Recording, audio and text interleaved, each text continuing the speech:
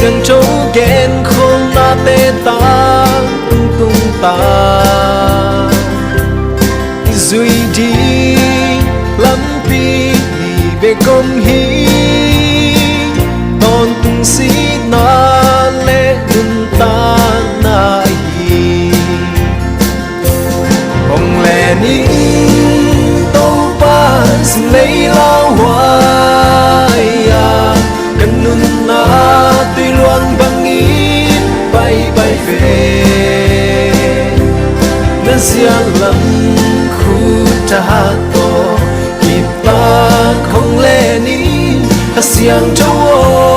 hồng pi in khăm khoa pia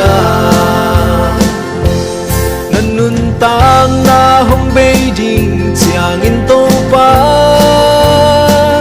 chỉ in ki câu ha zakai khăn ni te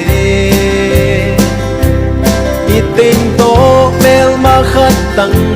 na hay zon dia zakai ni te hun lapin zuan meng vo ông lệ nín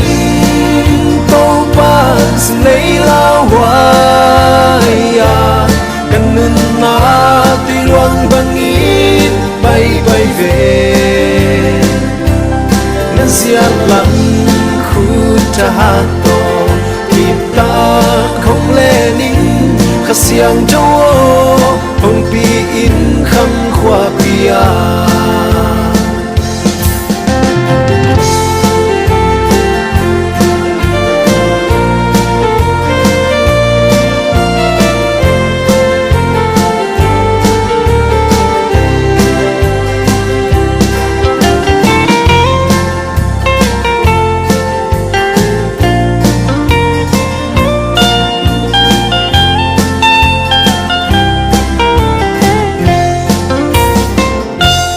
nan nun tang na hong bay ding chiang in tô ba chỉ in ki câu ha zakai khăn ni te i tên to mel ma khát tăng na hay zon dia zakai ni te hun lapin zuan meng vo ông lệ nín xin lấy lao hoài à cần nun na tuy luôn bằng ít bay bay về nên riêng lắm khu